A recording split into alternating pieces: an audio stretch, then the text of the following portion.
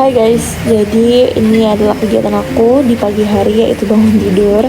Aku bangun karena kelas Pak Gustam itu jam 7:30, jadi aku bangun jam 6. Dan maaf, ini aku nggak sholat subuh karena aku lagi nggak sholat. Dan ini aku siap-siap untuk mandi, biar bersih ya, biar wangi dan biar segar. Nah, ini setelah aku selesai mandi, aku skincarean pastinya, nggak pernah skip. Aku pakai toner dulu. Ini ya, biar mukanya tuh fresh, nggak kelihatan baru bangun tidur. Terus ini aku cepetin aja ya, ini aku pakai moisturizer, terus aku keringin, terus aku pakai sunscreen. Dan forget, karena Semarang itu sangat panas ya, jadi kita butuh banget nih yang namanya sunscreen. Oke, dan ini aku pakai bedak dan sedikit lipstick biar nggak pucat. Okay, it's childish, can't be no older, drop it like the Nasdaq. Ya, udah cantik, aku udah siap banget untuk berangkat ke kampus. Jangan lupa kunci pintu kos, pakai sepatu, wajib sepatu ya guys. Dan ini aku turun ke bawah karena kosku di atas. By the way, maaf ya kalau jadi portrait karena aku lupa banget tadi ngevideo ini harus landscape. Oke, kita buka pintu dan kita naik motor. Dan ini dia, aku berjalan di FH menuju kelas. Hai guys, jadi aku udah sampai nih di FH. Dan sekarang aku akan ada mata kuliah pengantar hukum Indonesia. Hai Nay, yuk kita ke kelas. Yuk.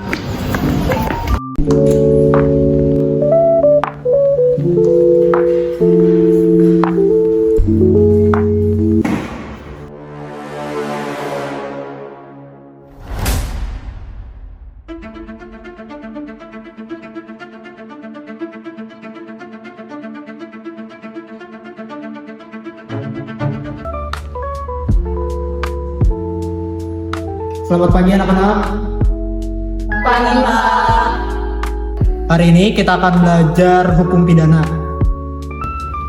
Kira-kira ada yang bisa nyebutin nggak asas-asas hukum pidana menurut KUHP yang lama? Pak. Ya, kamu yang pakai kacamata. Jadi asas hukum pidana menurut KUHP yang lama tuh ada asas legalitas, teritorial, personal, perlindungan, dan asas universal, Pak.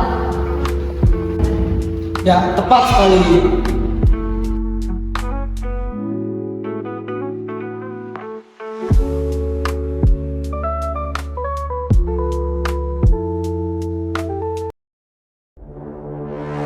Tesnya akan dilaksanakan minggu depan, ujiannya secara lisan, materinya seputar asas-asas hukum pidana.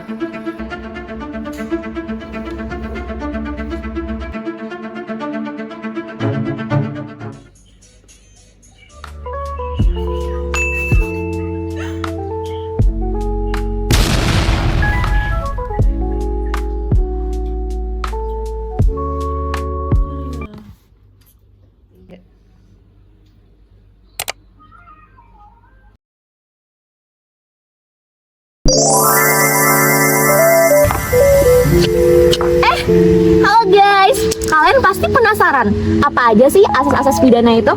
Ikutin aku. Hey, jangan mencuri. Emang kenapa? Nanti kamu bisa terkena salah satu asas tindak pidana loh. Hah? Asas pidana yang mana? Apa aja sih asas-asas tindak pidana itu? Yuk kita cari tahu. Nah, yang pertama itu ada asas legalitas. Kalian udah tahu belum sih apa itu asas legalitas? Kalian penasaran kan apa itu? Jadi, sini biar aku kasih tahu. Asas legalitas adalah fondasi dari semuanya.